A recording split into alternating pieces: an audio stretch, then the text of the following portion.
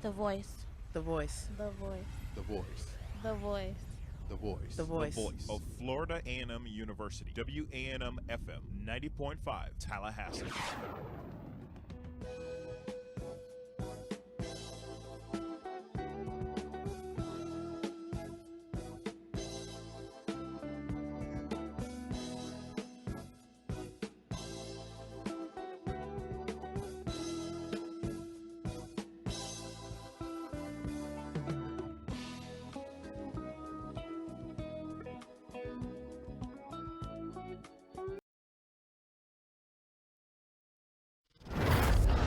The opinions expressed on the preceding program do not necessarily reflect those of the staff and management of WANM 90.5, the administration of Florida A&M University, or the FAMU Board of Trustees.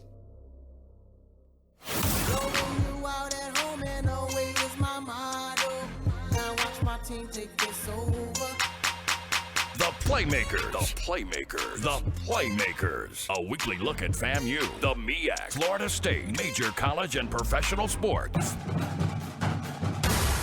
The Playmakers.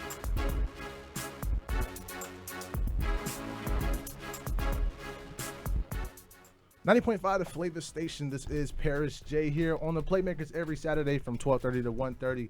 Bring you the realest talk show, realest sports talk show in Tallahassee. Have my co-host with me today. I'll let everybody introduce themselves. What's up, you guys? I'm Alexis Grant, a third-year broadcast journalism student from Jacksonville, Florida. All right, what's up, everybody? This is Cecily Jones. I am a second-year biomedical engineering student from Atlanta, Georgia. Beautiful day here in Tallahassee. It's Christopher Michael Lampley, senior broadcast journalism student from Jacksonville, Florida. How you guys feeling today? Feeling good. I'm good, man. Nice day outside. Y'all get out the house. I'm ready for this show, man. We have a lot of content in today's show, a lot in store. So it's going to be a really great show for today. We'll start with FAMU. Of course, they played Thursday night against South Carolina State. We lost 36-0. Now, Chris, you went to the press conference on Tuesday. We had a chance to get some sound from Coach Wood about what he thought about how we would do for this week's game. So I'm going to play a little bit of that, then we'll be right back.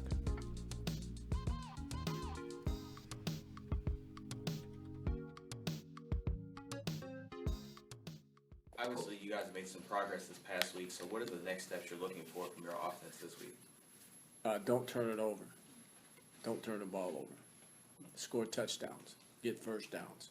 Stay on the field for 98 plays or 100. That's what we're looking for. Coach Wood, a lot of people in and around the team felt like you guys took a step in the right direction. What is the morale of your team going into Thursday night's matchup?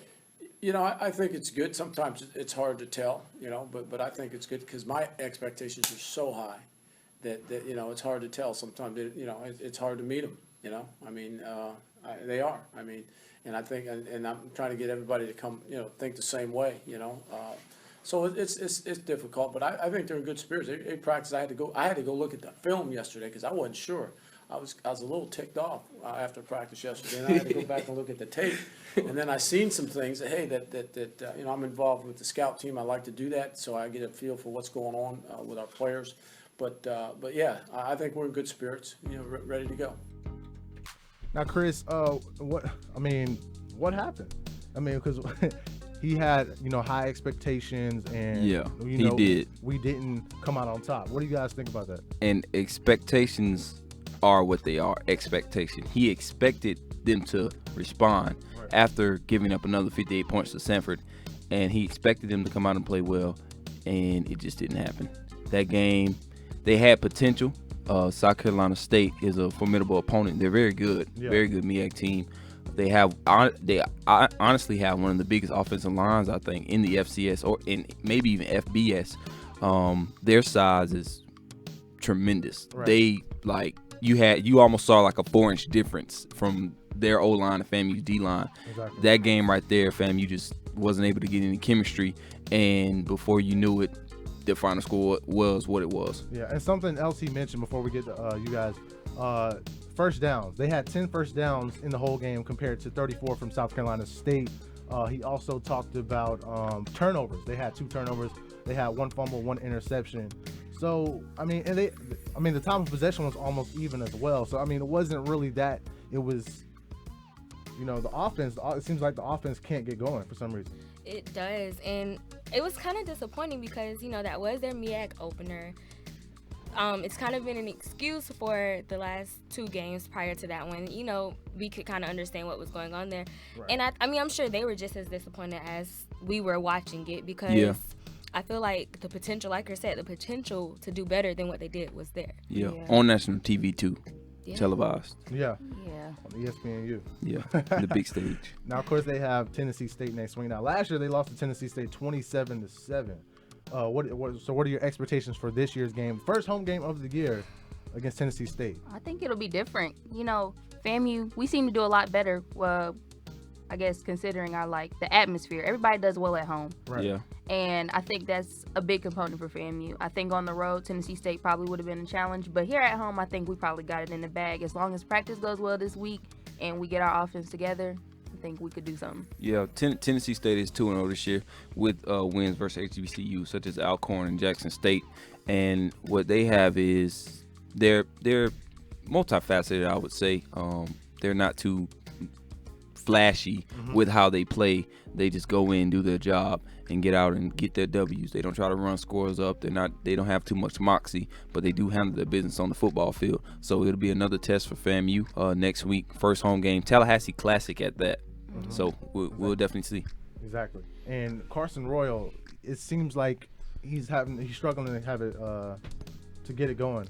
Definitely struggling. Yeah, it's a struggle. Yeah, he was 12 of 31. Yeah. Those stats have to.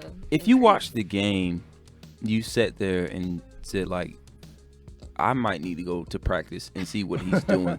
Some of the throws that he threw were off by miles, and you're like, Carson, what are you doing? Yeah. It's almost before it seemed like the connection between him and the receivers aren't there. Yeah. Now it's kind of not solely a he problem. Yeah. He isn't the only problem. Yeah. But it is some stuff that seems to be needing to be addressed. Timing is off. Yeah, definitely. It's off. You can definitely tell their new combinations. They need to work on their unity, as far as connections and everything.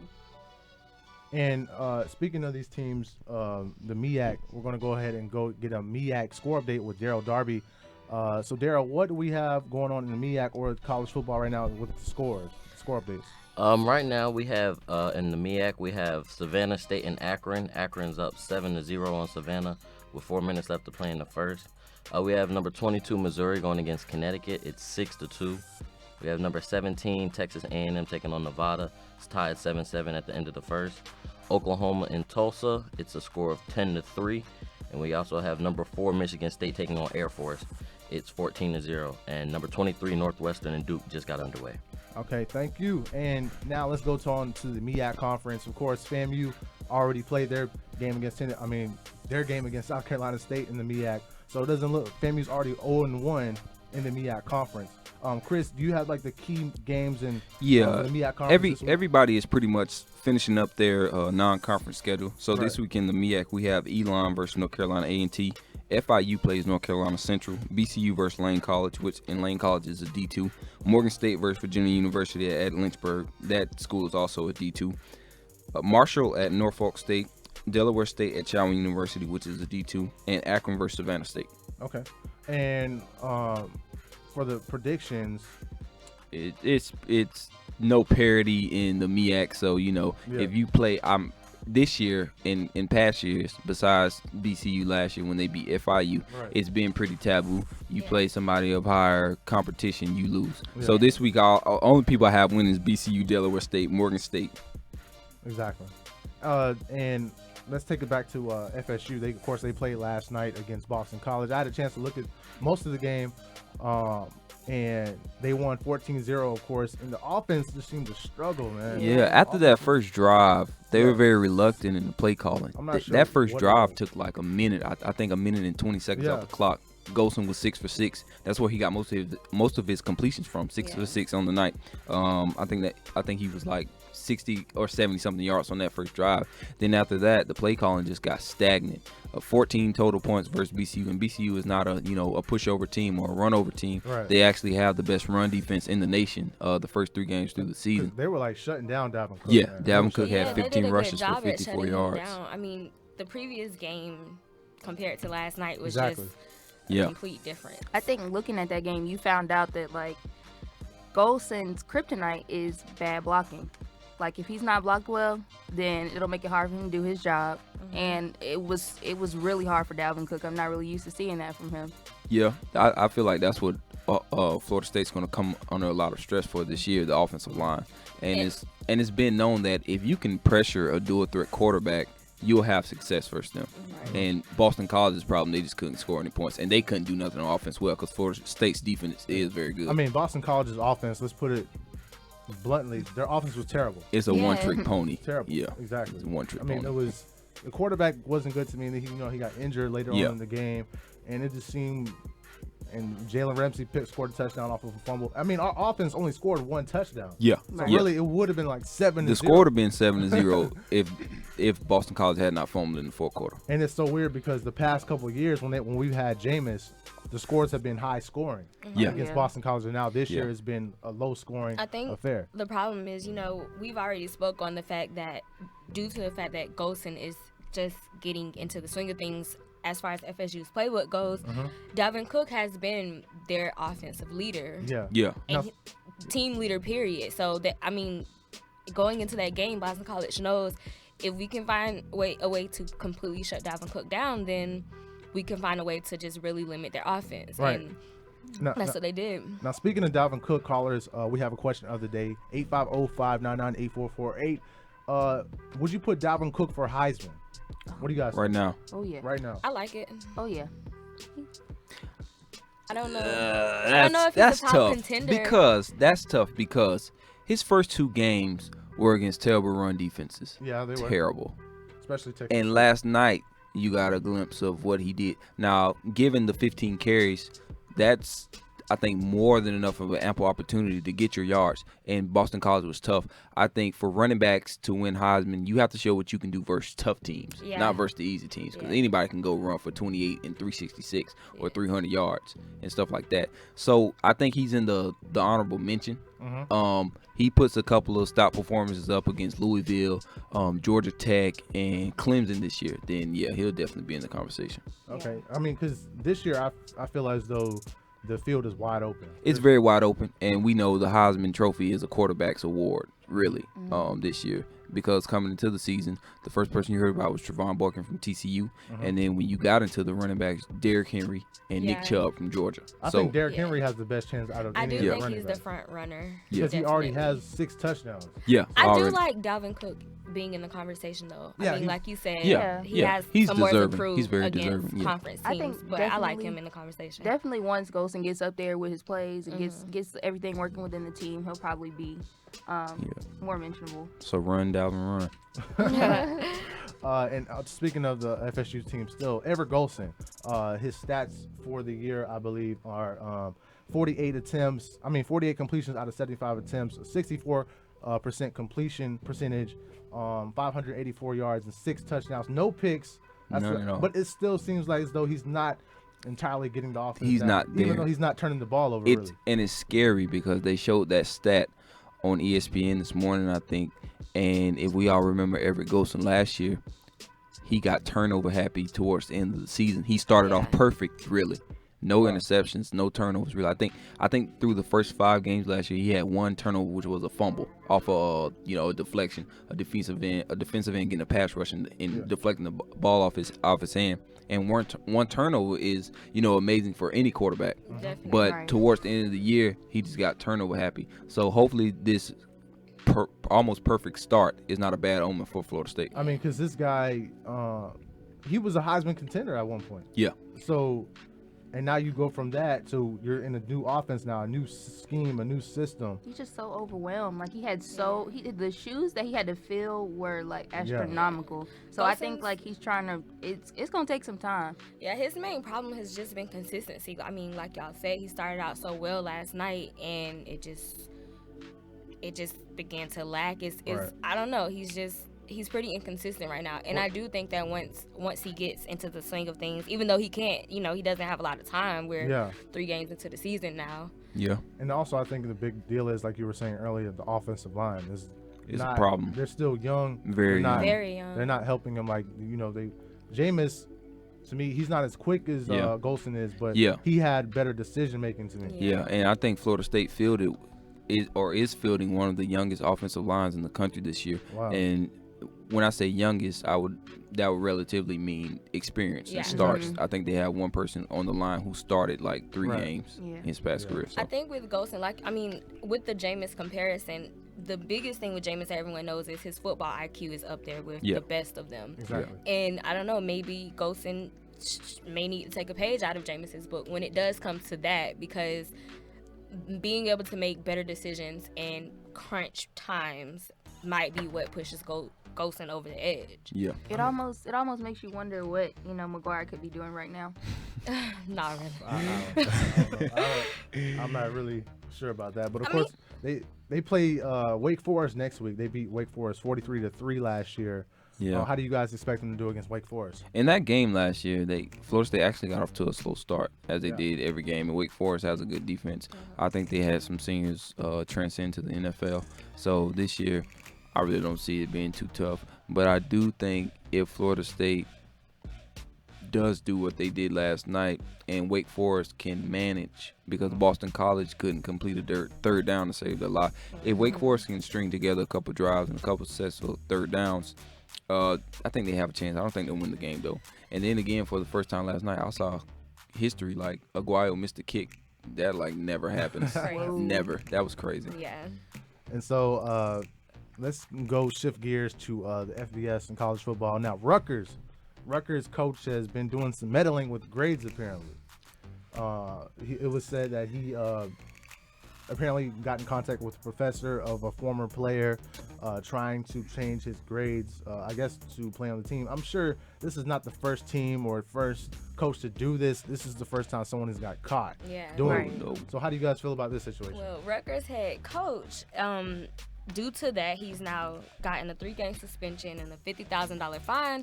And personally, I think if they were to do some investigations into some other major college football programs, it'd definitely be a lot more fines being handed out. Yeah. This is it's quietly common, though, because the biggest one was Rashad McCants in the University of North Carolina. Exactly. That thing hit the roof. Rashad Kent's telling on everybody. But this goes into an integrity problem. How much are you going to do for a win? And we know that winning nowadays or winning and losing can cost you your job. And you're the coach. You can't go out there and play. So you have to somewhat put yourself in a position to say, I have to do I do what's morally right, or do I do what I think is right? So tampering with grades, you never cross that threshold, because you're a student athlete first. Student first, and then you're an athlete. You have to make the grades to be in order to play.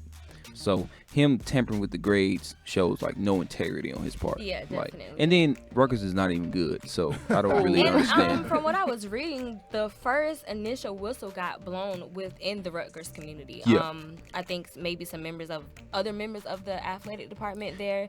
He emailed the coach, and the professor even set up a in-person meeting. They blew the whistle hey, that's not acceptable. He went ahead with it. So it was definitely no integrity involved. When I was reading up on it, they said that it seemed so tedious. They said that he violated the ethics policy, but he didn't violate the academic integrity policy. So I was just like, yeah. See, so now you have the question, what was it? Him calling the professor saying, hey, let him retake a test, or let him redo an assignment, or was it? They said he corrected a paper, but the professor still wasn't accepting it. So he tried to put I think the huge problem is, you have student athletes, but then you have regular students. And those students don't have a spokesperson to come and say, hey. Oh, yes. So, if you have a regular student that made an F, and then the athlete that made an F, but the athlete gets to redo it, that student who finds out about it is going to say, hey, why he get to redo it. That's actually not uncommon for students to be able to talk a professor into allowing them to redo a paper or something. Maybe they just should have went about it differently and not had the head football coach.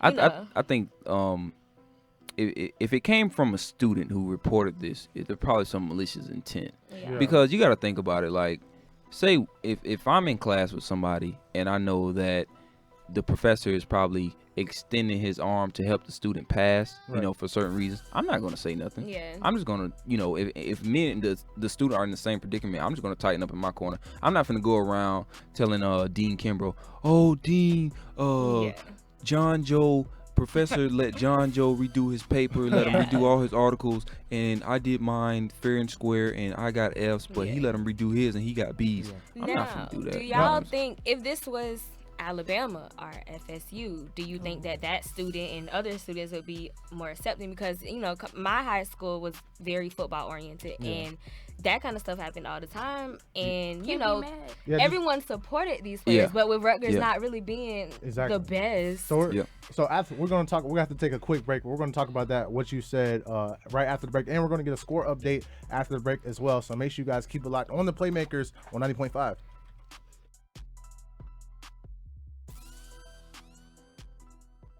Energy efficiency interviews are brought to you by the U.S. Department of Energy and the Ad Council. April. Yeah? So you know your charger that's plugged into the wall? It's still using energy, even though it's not attached to a phone. That's not my charger. I don't even have a cell phone. You know what? I'll just unplug it. I'm busy. I'll call you back. Millions of kids are using their energy wisely. What's your excuse? Learn more at loseyourexcuse.gov. This weekend is officially the last weekend of summer. Now we have fall to look forward to. And what else do we have to look forward to? I'm in the garage messing with them old antique cars. We can look forward to hearing from what this guy does when he's not traveling around the world and singing the blues. Join me, Rogine Bailey, the happiest man in America, for Blues Time in the City this weekend right here. Look forward to it. Don't miss Blues Time in the City every Saturday and Sunday from 2 to 4 p.m. exclusively here on 90.5, the Flava Station. What's your flavor? Whatever's your flavor, 90.5 got you covered. Tell me what's your flavor? Real flavor is best served after dark. So when the kids are off to bed or you're burning the midnight oil with schoolwork, set the mood with the finest in slow jams, neo soul, and our specialty dishes. No station around gives you flavor like 90.5 on your radio and on the web at WANM.org. So what's your flavor? What's your flavor? The opinions expressed on the preceding program do not necessarily reflect those of the staff and management of WANM 90.5, the administration of Florida A&M University, or the FAMU Board of Trustees. Welcome back to 90.5 the Flava Station. This is Derryl Darby with a college score update. Friday night, Hampton took on Howard and was victorious 37-19. And in the top 25, Missouri is taking on Connecticut, still trailing 6-2. Texas A&M and Nevada are in the second quarter with Texas A&M leading 14-7. Oklahoma is up 17-3 on Tulsa. Michigan State's taking on Air Force 14-7. Duke and Northwestern have a score as Duke leads 7-0. And Savannah State finally gets on the scoreboard against Akron as Akron still leads 7-3.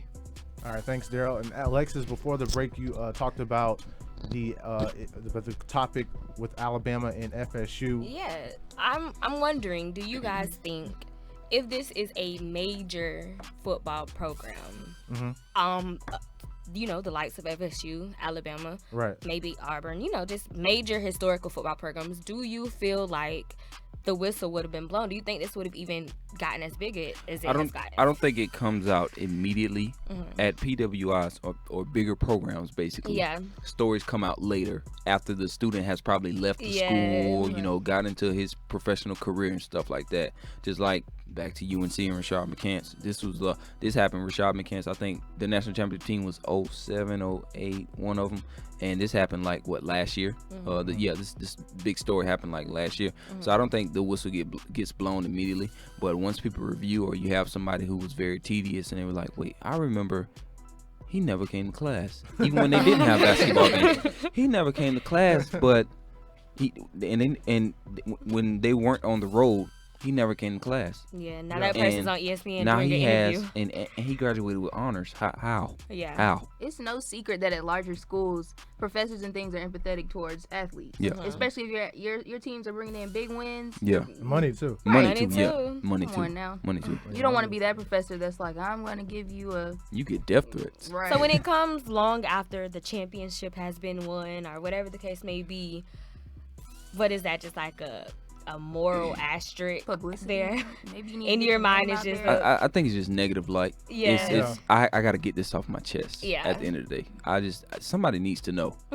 Somebody needs to know what happened, what's going on. And I'm sure we could talk on this subject all day. Yeah. But This that subject can cross over But I into know- everything. Exactly. Almost. But I know this NFL segment we have, there's a lot of stuff going on. So let's talk about the rest of the college football segment. We got the ACC potential winners. I saw Clemson and Louisville play on Thursday night. And Clemson, I got to tell you, I'm worried about Florida State if they have to take on Clemson this year. I will only be worried about Clemson because of this. Their athleticism at quarterback and their Exactly. experience on defense. Clemson, Dabo Swinney has some crazy blitz packages that I saw versus Louisville. And if it wasn't for the big kick return, I think in the third quarter, Louisville was dead in the water, honestly, in that game. I just think once Florida State, with moving on in the season comes experience, so they should be fine. But I honestly think Georgia Tech will win the ACC. I actually have them. If it's not FSU, if FSU does get completely stagnant, I do have Georgia Tech taking the ACC as well. Okay. Yeah, I mean, Georgia Tech, they almost beat Florida State last year in the championship game And they've with been doing Jameis. really well this year. And now they have a better team. Yeah, more experience. And, FSU, of course, is they're not as good They're as on the rebuild. And it's crazy. Yeah, it's crazy because when FSU has the experience, everybody else is young. And now everybody else has the experience, and FSU is young. Yeah. So it's always polar opposites. Yeah. I mean, that's going to be interesting to find out. But I think eventually in the championship game, I have Georgia Tech and either Florida State or Clemson. I think in it's one going of to be those. Clemson. Yeah. Really? Yeah. What? It's definitely- Clemson scare me though. They play to lose. I really don't understand Dabo Swinney. He's a dynamic recruiter and talker. Coaching, I don't know, but they just play games to lose. Like if Louisville would have capitalized, like, well, mood swings. You're playing at home basically. You're playing at home in the ACC on a Thursday night. If Louisville capitalized like they're supposed to, in the fourth quarter, on I think it was third down and something, like a minute left, Clemson, Deshaun Watson throws the ball and throws an interception.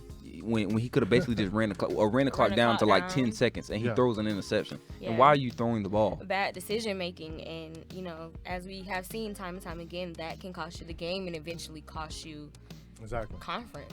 Exactly. Now we're gonna go ahead and go to this NFL segment because there's a lot of topics in this segment right here that I want to get on. First is Jameis versus Mariota. Of course, I saw the game against the Bucks versus Titans last Sunday, and Marcus Mariota was looking like Peyton Manning or Tom Brady.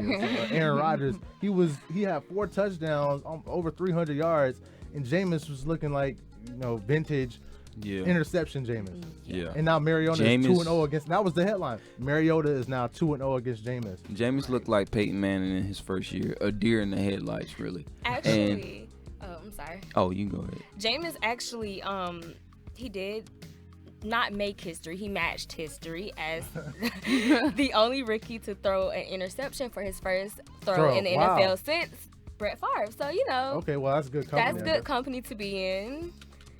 I guess they both make risky plays. Brett Favre, he's known for interceptions as well. And Jameis now is known for interceptions. To me, Jameis makes kind of crazy decisions sometimes with his interceptions. They're not like tip balls or anything. This is like he throws it right to the guy for some reason. It seems like it's gonna take him a second to get into the swing of things because he didn't exactly look this bad in the preseason. Yeah, he really didn't. I really thought he was gonna. I didn't think it was gonna be that bad, like a blowout. Yeah, but I mean, as they say, you can't go any lower than that. What Jameis did in his first game, and his ceiling is very high. And you have a lot of people who think James will still have the better pro career than Mariota. I mean, the rest is still unwritten, but we shall see. But for that first game, Mariota looked like he was a 2-year veteran Super Bowl champion 3-time Pro Bowl and all the good things. And I like what the commentator said, that only Jameis can only go up from here. Yeah. And then Mariota is going to go down from here. Yeah. Because this is probably going to be Mariota's best game for probably this season. Yeah. I'm sure. Because I don't know. Because the Bucks, their defense was I don't bad think too. they were bad, but I don't think the Bucks would be the worst defense that they played this year. They play in the AFC South. Jaguars look shaky again. The Colts look shaky versus the Chiefs in Week 1. So we'll definitely see. I would probably be worried about the Colts defense. I mean, not worried about the Colts defense the most, because they have I would say, like, the worst defense in that conference. Yeah. Because the Texans, of course, they have J.J. Watt. Yeah. I mean, what else is there to be said? They have a great defense. That's Then Jacksonville's defense is underrated to me. Usually Jacksonville's problem is their offense. I'll agree with that one. I think it's overlooked a lot of times because Jacksonville is just so bad for the most part, but I do think that their defense is definitely overlooked. But luckily, nobody is claiming Jameis is a bust yet from that first game. Thankfully, because they're that is not so crazy but to do. but past and present FSU fans were very tough on him for that performance. Yeah. Exactly. A lot of people were looking for him to do bad though, so it was kind of like satisfactory for some people, and then a lot of people wanted him to do well, so it was kind of like a disappointment. But I do think it's too early to judge either him or Mariota. I mean, it was super hyped up because it was the Mariota and Winston match once again. Like, it was just hyped up. Yeah, I think they both get out there this week and maybe give us something a little bit better to judge on. Now, staying in the NFL, Alexis, you talked about Richard Sherman in his comments the other day, and with him and Tom Brady taking social issues to the forefront and talking about them in public light. Tom Brady said he's endorsing basically Donald Trump for president. Richard Sherman talked about Black Lives Matter. Can you go over that really quick? Yeah, so Richard Sherman recently, in response to a situation that had happened previously, he decided to take the stand and give his opinion on the Black Lives Matters movement. And his take was basically, there's a lot of stuff going on within the black community that he feels like should, quote unquote, be handled first before other issues. Right. Richard Sherman's teammate actually came and he took the opposite stand, and he stated, his opinion on it. And a lot of people have compared it to Tom Brady in the recent week, like you said, coming out with his endorsement of Donald Trump. And this isn't really what athletes do. Yeah. Right. So callers, let us know what you think. 850-599-8448. Should athletes take their public stances on social issues or political issues and let them be known to the public? Should they, voice their opinion on things? I think they should, because that lets your fans know and your viewers know that you're, how can I put this? You're culturally sound, and you're not just living on this cloud of being a top tier athlete, that you can't be touched, and that things that people who have the same skin color as you, hair as you, facial features as you, don't go through what you don't go through. Yeah. Right. So I think it's okay. Now, how they present that information sometimes can go wrong, because Richard Sherman did get a lot of backlash on. He actually got a lot of support. He got some support, but on the the opening idea of what he said, everybody was like, "Yo, Richard, what are you talking about?" Yeah, because a lot of people don't agree with You're that. from But Compton. what about? How could you say that? Yeah. You're from. Yeah. But I think athletes are a lot of the time discouraged because for him to come out and say that he's endorsing Donald Trump, and we know that we see his name every day on the news when we wake up. I think that's just a big mess for publicists and team people to come and clean up. And Richard Sherman is controversial enough already, and we see his name weekly too. So I don't think I discourage against it. I personally don't think athletes should go out, especially not during the season. Yeah. But the thing is, it's Tom Brady, so nobody can really tell him anything. If he wants to endorse Donald Trump, you can't really do anything about it because he's Tom Brady. But see, and then you have reporters out there who ask the off the grid questions. Yeah, exactly. Why would you ask that question? And if you get caught, if you're not Tom Brady and say you're some rookie quarterback coming into the league that doesn't have much of a leg to stand on, if a reporter asks you a question like that and you get caught up and answer it, your name is making headlines. And then that's crazy, because what if somebody in the Patriots locker room who is Spanish or something and they hear Tom Brady say that, so now you have a locker room conflict saying oh, this stretches beyond football. You supporting somebody who doesn't want me in the country. Yeah. What is that? What are you saying about me? Though a lot of people didn't agree, obviously, with the Tom Brady thing and the whole Donald Trump thing, because he has, he's very controversial in the news lately. And then and a lot of people didn't agree with Richard Sherman either. I do like that you have top tier athletes speaking out. I mean, this isn't the first time. During the Michael Brown incident, when Black Lives Matter first started to come about, you had St. Louis players taking a stand. I like it. And though you may upset some people, overall, it just shows that you care, that you're listening, and that you're not above, the struggle. And even the Miami Heat, when they had LeBron and Dwayne Wade and Chris Bosh, when Trayvon Martin died. And then you have to be very candid in your support because, honestly, what you are for or against can help and hurt you. You can easily lose an endorsement by what you support. Yeah. So, I mean, it's a double-edged sword for pro athletes. For us regular people, us commoners, it's we can do whatever we want. But for athletes, like if LeBron was to get up there and say, Black Lives Matter, that's it. He has an image to uphold. Yeah, he has an image to uphold. LeBron, like you said, he took the stand with Trayvon Martin. And as y'all know, all of these stories have a side that supports it and a side that strongly does not support it. Right. And he still is King James. I like the fact that it's the LeBron James and the Tom Brady's of these leagues that are speaking, because they're kind of setting the precedent. And I mean, you can, as a major news outlet now, you can't come criticize a guy because they're not Tom Brady when you accepted Tom Brady doing it. Right. But to me, as reporters, as journalists, they shouldn't ask questions like that. What are you? I guess they asked because he's friends with Donald Trump. And I'm just glad, like, oh, is he? When him and Donald Trump are acquaintances. But I'm just glad, like, with the Richard Sherman and Black Lives Matter, they didn't ask a ignorant NFL player. Yeah, because he's definitely who would be up there all hoorah. Yeah, I'm from the hood. Yeah, do it a lot. I do my thing. I was in the hood. We sold drugs. We shot at the police. All that. I'm glad he didn't do that because he would just be exploited everywhere. Exactly.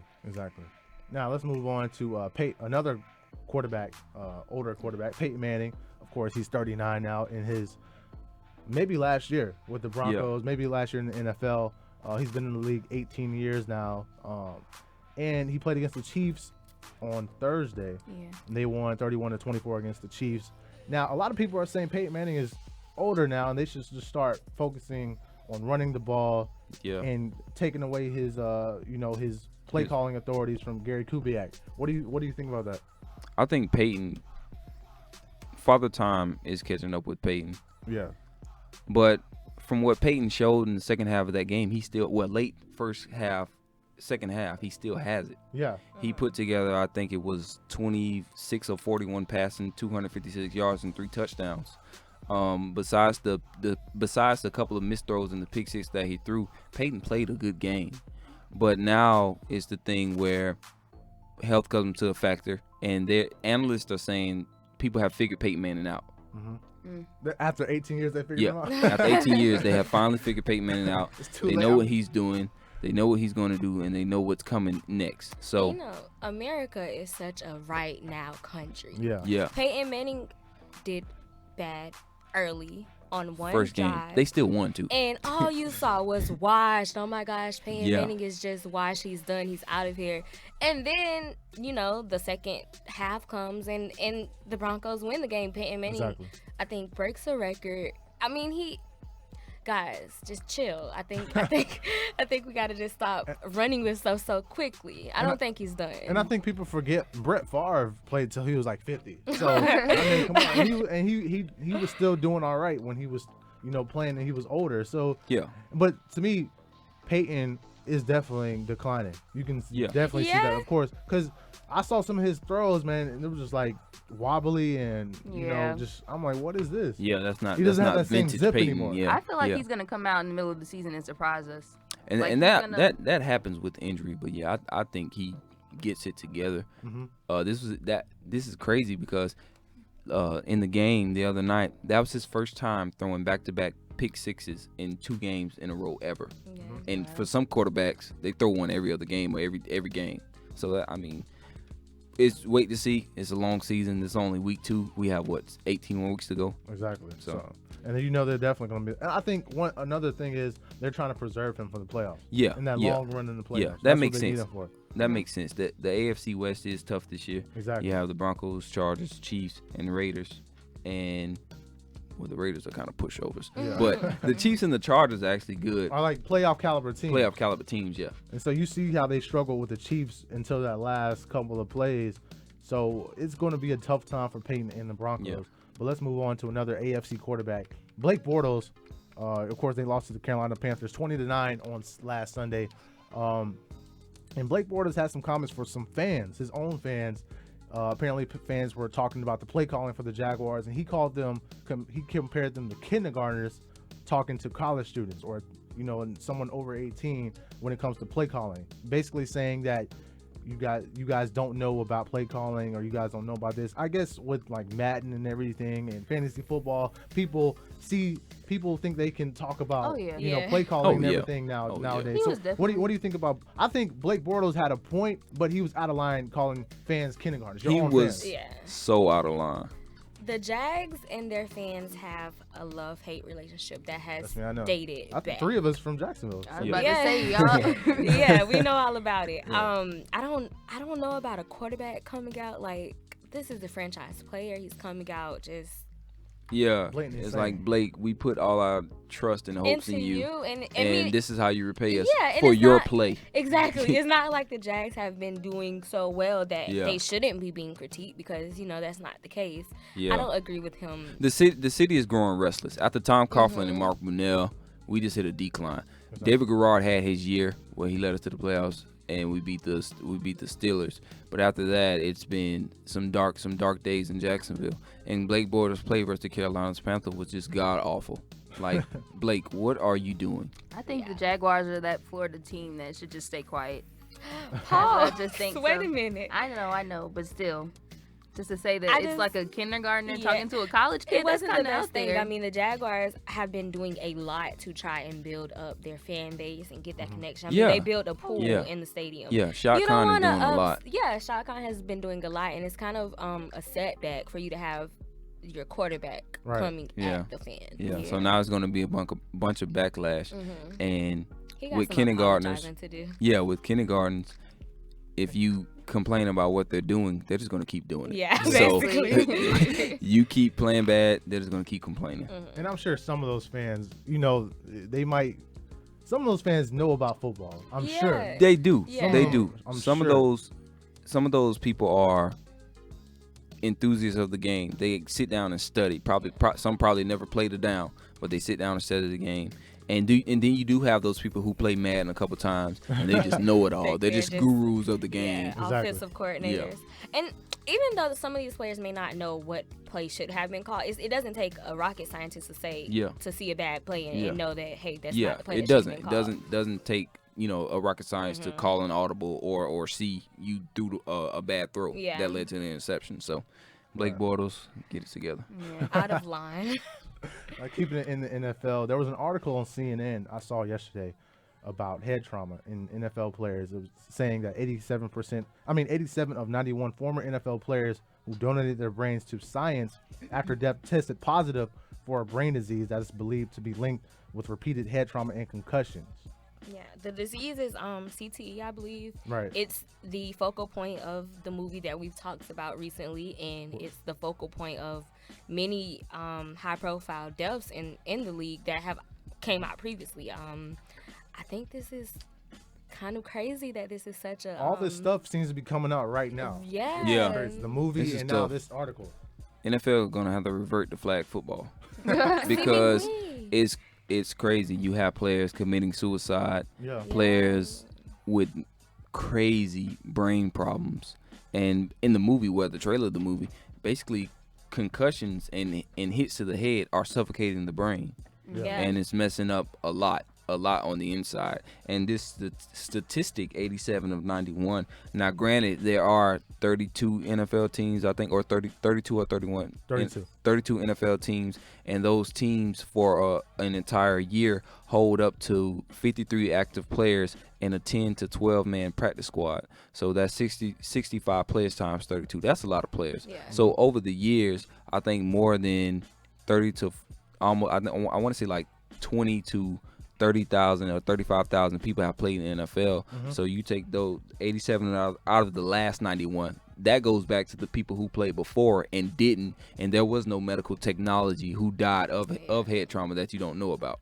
But my thing is, this has been a constant conversation, not just this season, not just this offseason, just given the past years, this has been a conversation. And the NFL has supposedly, taken strides to protect players more.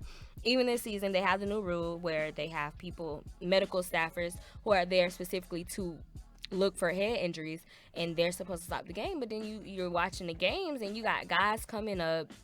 I mean, just recently, Odell Beckham Jr. was strolling to the wrong sideline after a major head hit. He goes to the sideline, passes a concussion test. Well, there are reports that he opted not to take it, which I assume was against the rules. And then there were reports that he passed it. But either way, it doesn't seem like people are watching it like, how? Yeah, and that's crazy because now football is a contact sport. Besides, I want to say boxing or ultimate fighting, football is the most vicious sport. Yeah.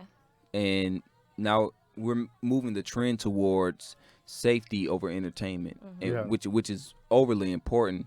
But now it puts player in the mindset that if I get one concussion, 2 concussions, 3 concussions, this could be life ending. Once the movie comes out, definitely I think the limelight will definitely be on sports injuries and how football players, once they get to a certain age, their body starts deteriorating. Yeah. And for people that are up there in age, like Peyton Manning, and just, I'm pretty sure if you go and look at that man's brain, or whenever he goes on and passes his body on to science, you'll get the same result. Yeah. It's not really a surprise right now, and it's just something that's been swept under the rug. And I think with the movie coming out, I think it's really good. Now, Chris, you played football in high school. Yeah. I know I did. Now, I never had a concussion.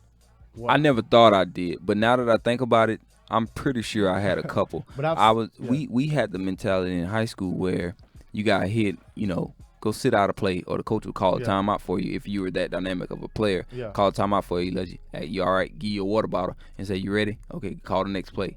And now that I think about it, even when I played Pop Warner, because in Pop Warner, we used to aim for the head. We liked the sound of the helmet. The park would light up. Yeah. Now I brought that up because, if you're a parent, do you want your kid playing football now? When because there's some parents that don't allow them to play now. It's some parents that have openly came out. Some professional parents, professional athletes and celebrities who said that. Yeah, my kids would not play football. Yeah. I don't think it'll have a huge dynamic. It won't change much. I mean, recently you just had a 23-year-old rookie. I forget his name. He was a member of the Pittsburgh Steelers, I believe. He just retired because of a head injury from the 3rd day of training camp. Yeah. But then you have guys who, like possibly Odell Beckham Jr., who get major head injuries in a game. Who have multiple. You have year before last, Wes Welker. Last year. Yeah. He suffered 4, I think, concussions in a 3-game span. And you have some of these guys who are like, I'm not coming out the game. I'm not taking a test. So, I feel like you're going to always have those. That's always going to be the majority opinion, I believe. These guys want to play football, especially you get to the league. The chances of you getting to the league are very slim. And you get there, a lot of those guys are not going to take themselves out of this sport that they love because I may have a hand. You definitely know what risk you're taking once you step onto the field. Yeah, exactly. So do you guys let your kids play? Because me personally, I would still let them play. I would. I mean, because football is not the highest paying sport in sports.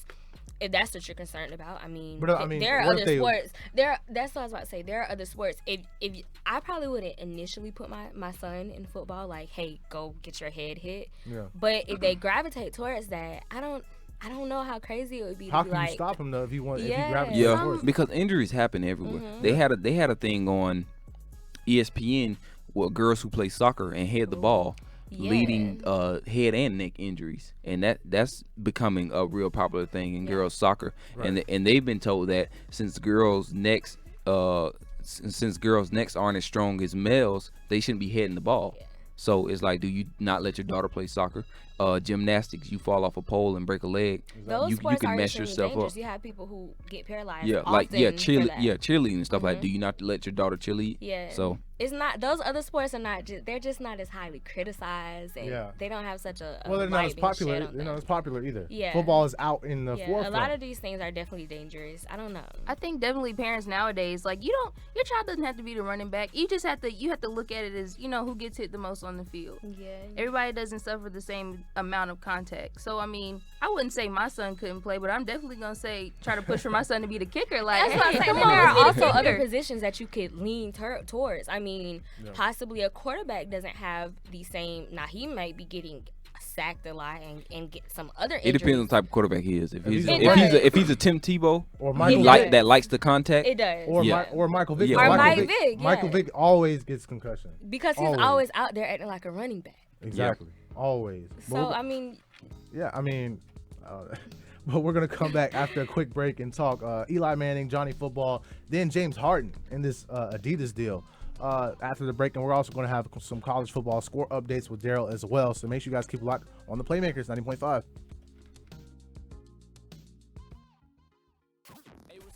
Your boy Diddy. It's important that people know that they can go to church, be involved with church, love the Lord. Get ready, it's coming. I done switched up some crews, I done switched up some shoes, but I'm still stuck. It's Coco Brother, the weekend. We coming. The kingdom of God, I'm still reppin'. Holy Spirit on the inside of me, and he's still helping. This is your man, Kirk Franklin. And we are Mary Mary. I'm the Coco Brother, ladies and gentlemen. We're giving you the biggest interviews and the biggest weekends. This is the dawning of a new day and a great opportunity. This is T.D. Jakes, and I believe the best is yet to come. Coco Brother presents The Weekend. It's coming soon. This weekend is officially the last weekend of summer. Now we have fall to look forward to. And what else do we have to look forward to? I'm in the garage messing with them old antique cars. We can look forward to hearing from what this guy does when he's not traveling around the world and singing the blues. Join me, Rogine Bailey, the happiest man in America, for Blues Time in the City. This weekend right here. Look forward to it. Don't miss Blues Time in the City every Saturday and Sunday from 2 to 4 p.m. exclusively here on 90.5 The Flavor Station. Underwriting. To give money to support something such as a new business, product, or event. If this definition fits what you're looking to do, 90.5 has the most affordable underwriting rates in the market. Connect your business, product, or event directly to the FAMU, Greater Tallahassee, and Leon County community with our broadcast and the world through our web streaming. 90.5 has a strong listener base for gospel, jazz, R&B, and old school and hip hop. Plus, specialty shows like Sunday School featuring the best music of the Caribbean culture and Blues Time in the City, the best in blues and Southern soul. For more information, call 850-599-3083 and get ready for a positive return on investment. 90.5 delivers. That's why we're the Flavor Station. Welcome back to 90.5 The Flava Station. I'm Derryl Darby here with some score updates. Connecticut and Missouri are still locked at 6-2. Texas A&M and Nevada 21-10 going into halftime. Oklahoma leads Tulsa 24-10. Michigan State's up on Air Force 21-7. Duke and Northwestern are still at 7-0. In the MEAC, we have Akron and Savannah State. That's at 14-9. And at 2 o'clock, Delaware State will kick off their game with Challenge. And we're back here on 90.5 The Playmakers. I am Perris J here with my co-hosts today, Chris, Cecily, and Alexis. Ashley, the first lady of The Playmakers, is not here today. Of course, she's out of town. She'll be back next week. Before we left the break, we said we're going to talk about Eli Manning. Eli Manning, of course, and the Giants, they played the Cowboys last Sunday night, and they were about to win the game. And apparently Eli tells Rashard Jennings, his running back, to stop at the 1 yard line and don't score. And it's crazy because usually you don't have a running back throw his quarterback out there to the sheep or the wolves like that. And Rashad Jennings did come out and apologize, but he told the truth. I think he told the truth because in certain situations like that, if you did watch the end of that Cowboys and Giants game, which was a good game, you're usually told not to score to run out the clock. Yeah. And I don't know why. Well, honestly, if you look at the play, he had nowhere to run, so he was going to get tackled. I don't know where not to score possibly could have come from, but Eli instead threw the ball at the back of the end zone, and Tony Romo had another game-winning drive. So this running back definitely felt terrible about it. Yeah. I don't know. I didn't hear the initial clip to know what was the question that led to him actually telling the public that. But according to him, as soon as he found out, like, oh my gosh, it just got out, he called his quarterback. He apologized. He told him, that wasn't his intention or anything. So I feel bad for this guy for one thing. And I don't agree with the let's run the clock down. Mm-hmm. I don't. They should have just You scored. should play football. You First. should have just went for it. Yeah, you should play football first and worry about Tony Romo and the Cowboys after. Because you just don't know what's going to happen. You could have a Pete Carroll and it's crazy because fake and not run the ball. It's crazy because I think that's the third time in the last 4 years that Tony Romo has did that to the Giants. A game-winning drive in under a minute and 10 seconds. Wow. I mean, I don't understand that. Tony Romo is full of Easter eggs when it comes to certain teams, I think. Yeah. Especially when it comes to the Giants. Yeah. But speaking of quarterbacks, Johnny Football is going to be starting this week in for Josh McCown. They said he's concussion. He hasn't been cleared to play yet from his concussion. So I honestly think he was. I think they just want Manziel to start. Johnny Football. They're ready for him to start. This guy is Johnny Football. He's the Joker. That's what he is. So much potential, or better yet, so much of what we think he can do, but we know he won't. Exactly. And I honestly think that the Browns are offensively not there in terms of skill positions. Right. But Johnny Manziel plays so wild. He's a shorter Brett Favre in a sense, and his ceiling is high, but I just don't really see it. So I'm pretty sure the Browns will probably lose tomorrow. Yeah, I think for it to be a Heisman versus Heisman matchup. Yeah. I think it's gonna be something to watch, but I don't think Johnny's gonna pull out. He's not gonna look like what nothing dynamic. This is kind of Johnny Manziel's redemption, if you will. This it's gotta is be. Yeah. Because it should be for him. Yeah. I don't know though. Last week versus the Jets, I think he threw 1 touchdown, but they had 5 total team turnovers, and he had 2 or 3 of them. Yeah, so far he's proven to be more of a drama storyline than he has a franchise football player like he was expected to out of college. I don't know if it'll be much different tomorrow. And now let's switch gears to the NBA because we have 3 minutes left in the show. James Harden, of course, he signed his Adidas deal, his shoe deal with Adidas, 13 years, I think $200 million. Crazy. And apparently they got on him because he was wearing Jordans out in public. Yeah. But the thing is, to me, I mean, he's not playing. He was just out. Like, he has to wear Adidas every single day. He can't wear anything else but Adidas. Yeah. See, that's tough because it's very common when you sign a shoe deal. Last year, Florida State played a game, and Florida State is sponsored by Nike. Jimbo Fisher's son had on a Under Armour shirt, and Nike contacted Jimbo the next day and was like, "Hey, your son cannot wear that shirt." Wow. Honestly, and Jimbo was like, "He's a child. What do you mean? Yeah. Your son cannot wear that shirt." This does seem kind of extreme to me. It's all about image, though.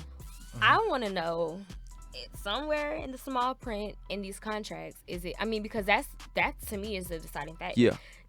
James Harden, when your lawyer read over this contract, did it say, hey, no Jordans? Because, I mean, Jordan specifically is a head-on competitor for Adidas. But it's crazy because if you think about it, players really don't rock shoes outside their brand. You never see KD with Adidas on. You never see Iman Shumpert with Nikes on. You never see Steph Curry with Nikes on. Yeah. You never see even LeBron James. You don't see him without you never see Dwight Howard with Nikes on. So it's so crazy. I mean, this guy is trying to be a Kardashian and his fashion up there. Yeah. But I guess you have to be careful. You just signed a huge deal, so yeah. I mean, that's tough. But fortunately, we're closing another show today. We got about a minute and a half left in the show. Any shout outs, guys? Shout out to my parents, Mike and Osa Lampley, my sisters and brothers, my little brothers in Jacksonville playing their Pop Winner game today. Hey, Monique. Oh, shout out to my parents back in Atlanta listening, Tracy Webb and Kevin Jones. And yeah, shout out to my parents and my brother. They're in Miami right now listening online. So hey, y'all. And shout out to everyone that tuned in today, all the listeners that tuned in. Shout out to Ashley, the first lady shout out to the first lady of the Playmakers. She wasn't able to be here today, but she'll be back on next week. Shout out to Lance Armstrong. It's his birthday yesterday, I believe. Yeah, it was his birthday. And rest in peace to Moses Malone. He died last week. We didn't get a chance to talk about him last week. We actually have the quote of the day from Moses Malone. And he says, "I'll always be number one to myself." Everyone should keep that mindset keep going that into in mind. this week. Family football, keep that in mind. You guys are number one. Oh man. Yeah. But listeners, next week, Tallahassee Classic. Be there. Be there. Yes, please. That be is the in show. The stands for your Marching team. 100. Pack brag. It's important. It's important to support them. Let's get this first win of the season. Yeah. We're gonna run on the field. I'm running on the field. Let's have a party. All right, and we'll be back next week, of course, next Saturday on the Playmakers, 12:30 to 1:30. Don't forget about my show on Monday from 4 to 7 and Friday 7 to 10. Keep it locked right here. It's 90.5 The Flavor.